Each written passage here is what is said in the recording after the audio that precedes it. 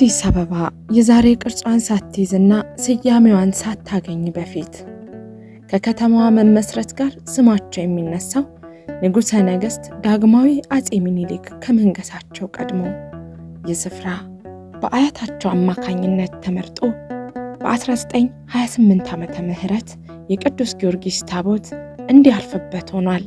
ሳሉ ደብረ ፀሐይ ቅዱስ ጊዮርጊስ ቤተክርስቲያን።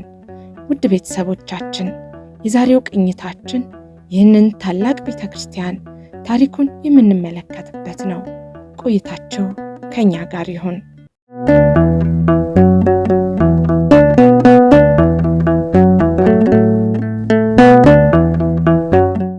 ደብረ ፀሐይ ቅዱስ ጊዮርጊስ ቤተክርስቲያን ዛሬ ያለበት ስፍራ ከመወሰኑ በፊት በቅርብ ርቀት ላይ የተለያዩ ቦታዎች ሲያርፍና አካባቢውን ሲባርክ ቆይቷል።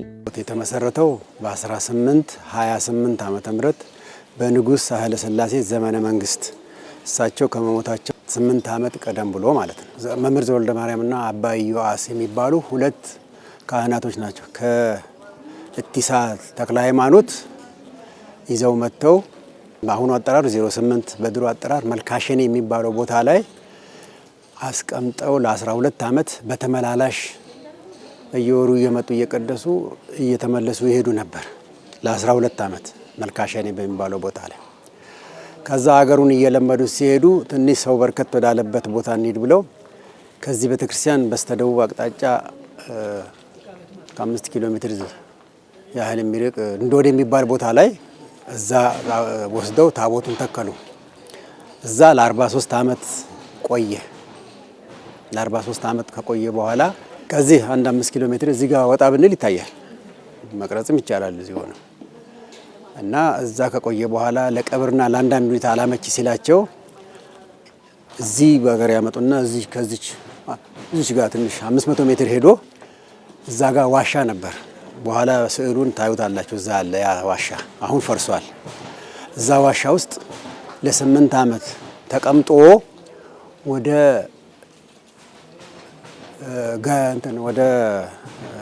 ሰበታ ወረዳ እዚህ መጠሌ የሚባለው ቦታ ላይ ሊወስዱት ሲሉ በዛን ዘመን በሽታ ነበር ይላሉ አባቴ ሲነግሩኝ። እና እዚህ ሀገር ላይ ምንም ሰው አልሞተም።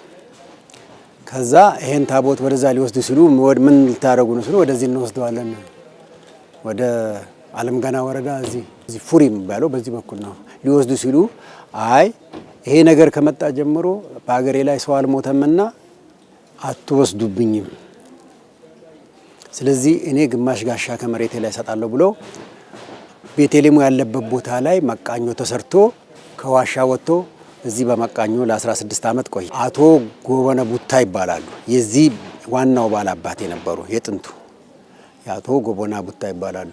እሳቸው አይሄድብኝም ብሎ ከዛ ያስቀሩት እሳቸው ናቸው። ግማሽ ጋሻ መሬት ሰጥተው ማለት ነው አሁን ያለበት እና ከዛው ከቤታቸው ጎን ላይ ነው መቃኞ የነበረው አሁን ቤተልሔሙ ያለበት ላይ። ከዛ ለ16 ዓመት ከቆየ በኋላ ልዑል ራስ ደስታ ዳምጠው የኃይለ ሥላሴ አማች ይህን ቤተክርስቲያን አሰርቻ ደብር አደርገዋለሁ ብሎ እየጣሩ ብዙ ቆዩ። ከዛ በየመልከኛው እየታዘዘ አዲስ የጥንቷ ቤተክርስቲያን ተጀመረች። በአመድና በጭቃ ይቦካና እየተገነባ ያው ብዙ አመት ቆይቶ በ1902 እስከ 6 ዓመተ ምህረት ድረስ ቤተክርስቲያኑ አለቀ እና ወደ ቤተክርስቲያኑ ገባ። ከዛ ጀምሮ እስከ 1982 ዓመተ ምህረት ሐምሌ ድረስ ያ ቤተክርስቲያን ሲያገለግል ቆይቶ እሱ ፈርሶ ይሄ አሁን ያለው ቤተክርስቲያን ከ1986 ጀምሮ አገልግሎት መስጠት ጀምሯል።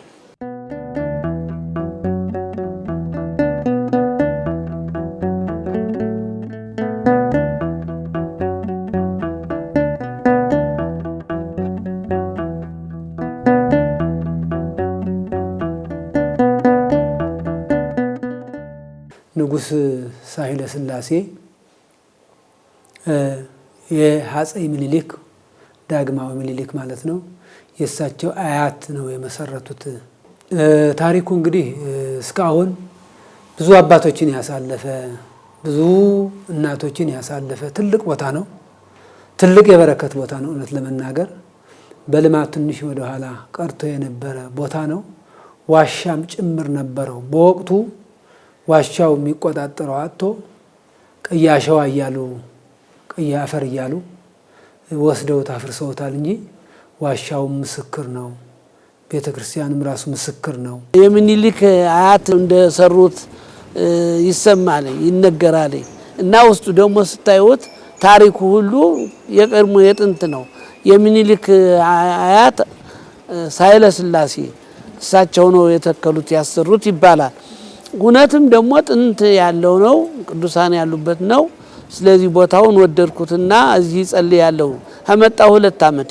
ለካህናቱና ለደብሩ አገልጋዮች ደሞዝ እንዲሆንና ደብሩ እንዲገለገልበት የተሰጡ ዛሬ በተለያየ ርቀት ላይ የምናያቸው ፉሪ፣ ኮዬ እያልን የምንጠራቸው ቦታዎች እንዲሁም ቃሊቲ ቅዱስ ገብርኤል ያለበት ስፍራ፣ ቱሉ ድምቱ ቅዱስ ጊዮርጊስ ያለበት ስፍራ፣ ቃሊቲ መድኃኔ ዓለም፣ የተለያዩ በአካባቢው የሚገኙ ስፍራዎች በሙሉ የደብሩ መገልገያ እንዲሆኑ በንጉሱ በዳግማዊ አጼ ሚኒሊክ ንጉሠ ነገሥት ዘኢትዮጵያ ለደብሩ የተሰጡ መሆናቸውን ታሪክን ከአባቶቻቸው የወረሱ አባቶች ይናገራሉ።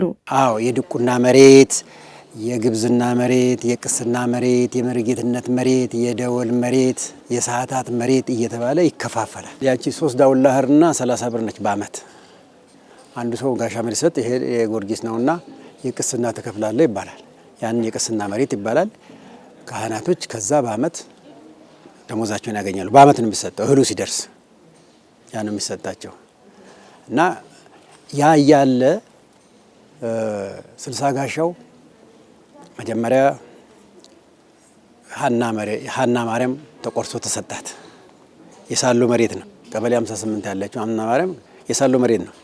ከሷ ቀጥሎ ቱሉ ዲምቱ ጊዮርጊስ ካቃቂ በታች ያለው ተወሰደ፣ ከላዩ ላይ ተቆርሶ። ዮሴፍም የዚሁ ነው።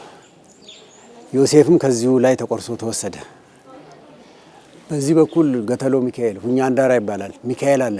እሱም ከዚህ ቦታ ላይ ተቆርሶ የተሰጠው መሬት ነው። ይሄ ብቻ አላበቃም። የአባ ሳሙኤል ግድብ ሲገደብ ብዙ ጋሻ መሬት ወሰደባቸው።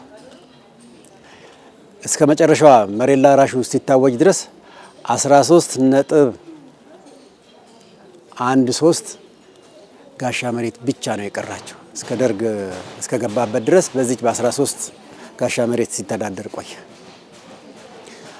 አሁን ለምሳሌ ገርጂ የሳሎ መሬት ነው። ቡልቡላ ወረገኑ ይሄ የሳሎ መሬት ነው። ኮዬ፣ ገላንጉራ፣ ገላኒዶሮ፣ ቅሊንጦ የሳሎ መሬት ነው። መሬቱ የሳሎ ስለነበረ ቀብራቸውም ቁርባናቸውም ክርስትና የሚያስነሱት እዚህ ነው። ይሄ ፉሪ ሀና በዚህ በኩል ነው። ፉሪ ሚካኤል ደግሞ በዚህ በኩል ነው ያለው። ይሄ ሁሉ የሳሎ መሬት ነበር። ያኔ እምነት በሌለበት ዘመን የነበረ እምነቱን ያስፋፋ ታቦት ነው። ይሄ በጣም ከሁሉ የበለጠ ሳሎ ጊዮርጊስን ያሳውቀዋል ማለት ነው። እና እምነት ባሌለበት ጊዜ የነበረ ማለት ነው። ሌሎቹ ከሱ በኋላ የመጡ ናቸው። መድኃኔዓለም ሲተከል ከአባቴ ጋር ብዙ በጃንሆይ ላይ ተካሰዋል። በሳሎ መሬት ላይ አይተከልም በማለት አቃቂ አናት መሀል ከተማው ላይ ያለው ማለት ነው። ያንንም ሲከራከሩ ኖረው ደጃዝማች በቀለ በየነ ሲከራከሩ አባቴ ማይጨው ቀርተዋልና ይፈቀድ ተብሎ በጃንሆይ ፈቅዶላቸው ነው እንጂ እዛ የተተከሉት የሳሎ መሬት ነው። ሁሉ እንግዲህ በዘመኑ ማለት ነው። ይህን ሁሉ መሬት አግኝቶ ይተዳደርበት ነበር እና በዚህ አይነት ሲያገለግል የቆየ ዘንድሮ 190ኛ ዓመቱ ነው።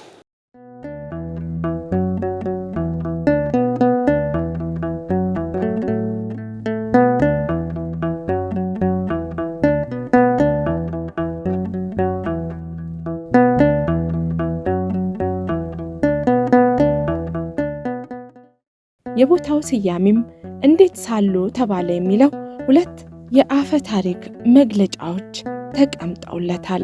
ሳሎ ሲነሳ ቀደምትነት ነው። ድሮ እምነት ባልነበረበት ሰዓት ላይ ነው መጣው። ሳሎ የምትለውም ስም አንዳንድ ሰዎች በአፈ ታሪክ የሚነግሩ ነገር አለ። እናንተ እዚህ አማኝ በሌለበት ሰዓት ላይ የማታውቁት ሀገር እንዴት ትኖራላችሁ?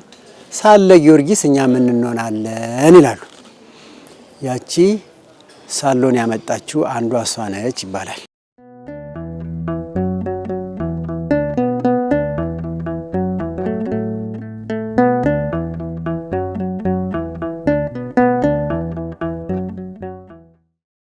እንደውም ሳለ ጊዮርጊስ የተባለ በዚህ ጣሊያን በዚህ መጥቶ እዚህ የነበሩ ሰዎች ወይ ያለቀልን ልንሞት ነው በሚሉ ሰዓት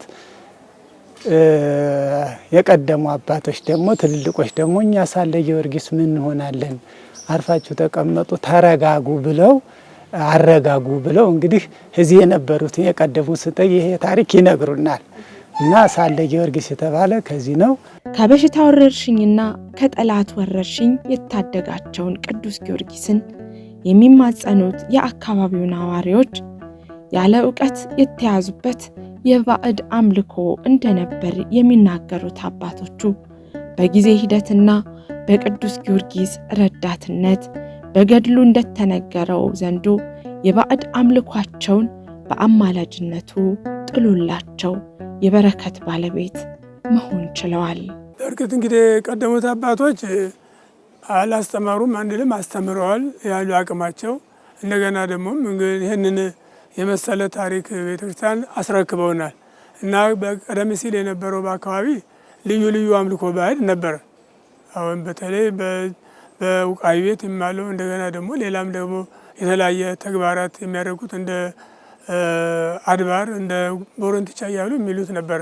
ያን አሁን እየቀረ መጥቷል። አሁን ይመስገን በደብሩ ሰበካ ጉባኤ የነበሩት ቀደም ሲል የነበሩትም ለደብሩ ጥንካሬ እየሰሩ ነበር። እንደገና ደግሞ ዋናው ደግሞ የሰንበት ትምህርት ቤት በመቋቋሙ ወላጆችን እንዲያመጡ አድርጎ የሰንበት ትምህርት ቤት አስገብተው የተማሩት ልጆች እንደገና ሄደው ቤተሰቦቻቸውን በማስተማር ቤተሰቦቻቸውን በአምልኮ ባዕድ እንዲለዩ በማድረግ ብዙ አስተዋጽኦ አድርገዋል። በተለይ ሰንበት ትምህርት ቤቱ ቤተሰቦቻቸውን እያስተማሩ ወደ ንስሐው እንዲመጡ ወደ ቅዱስ ሥጋውና ወደ ክቡር ደሙ እንዲመጡ አድርገዋል። በጣም ጥሩ ስራ የሰራው የሰንበት ትምህርት ቤት መቋቋም ነው። ሳሎ ደብረ ፀሐይ ቅዱስ ጊዮርጊስ ቤተክርስቲያን የገዳም ስርዓት ያለበት ቅዱሳን አባቶች የሚጎበኙት ነው የሚሉት አገልጋይ አባቶች የቅዱስ ጊዮርጊስ ረዳትነት የሚገለጥበትና ሕሙማነ ነፍስ ሕሙማነ ሥጋ የሚድኑበት መሆኑን ይናገራሉ። በእውነት ይሄ ቦታ ትልቅ ቦታ ነው፣ የቅዱሳን ቦታ ነው።